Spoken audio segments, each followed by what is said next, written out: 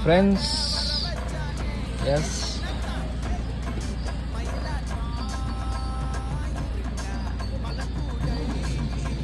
First பாருங்க, வேறு லெவலில் இருக்குது.